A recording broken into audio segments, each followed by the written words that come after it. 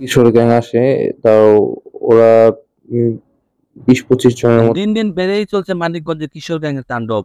আধিপত্য বিস্তার নিয়ে একের পর এক হামলার ঘটনা ঘটিয়ে চলছে তারা।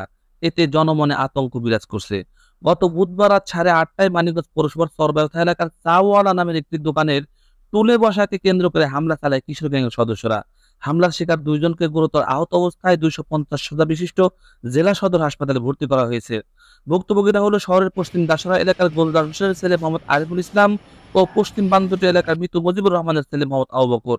ইতিপূর্বে প্রাইভেট শেষ করে বাড়ি ফেরার পথে মানিকগঞ্জ সরকারি বালিকা উচ্চ বিদ্যালয় রোডের তালতলা এলাকায় তন্ময় নামের ১০ম শ্রেণীর এক ছাত্রকে কুপিয়ে জখম করে কিশোর গ্যাং সদস্যরা। এর আগে গত ১৪ই মার্চ রাতে নগর ভবন এলাকায় জেলা ছাত্রলীগের যুগ্ম সম্পাদক হামজা খানের উপর দেশীয় অস্ত্র নিয়ে হামলা করে কিশোর গ্যাং। এছাড়াও বেওথা ব্রিজ সহ একাধিক স্থানে বিভিন্ন সময় হামলার ঘটনা ঘটিয়েছে কিশোর গ্যাংয়ের সদস্যরা। হামলার শিকার আরিফুল ইসলাম ও আবু বকর জানান, রাত 8টার সময় চাওয়ালাতে বসে আছি।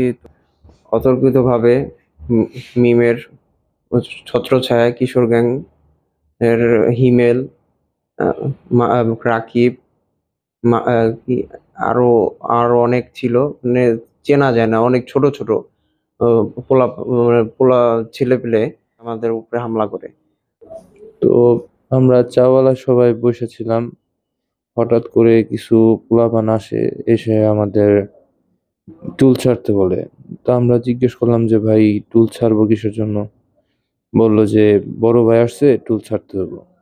পর আমরা জিজ্ঞেস করলাম কোন বড় ভাই? বলল মিম ভাই। তারপর কথাবার্তায় আমাদের হঠাৎ করে অস্ত্র টস্ত্র দিয়ে মারামারি, মানে আমাদের ইচ্ছে মতো মারতে শুরু করলো।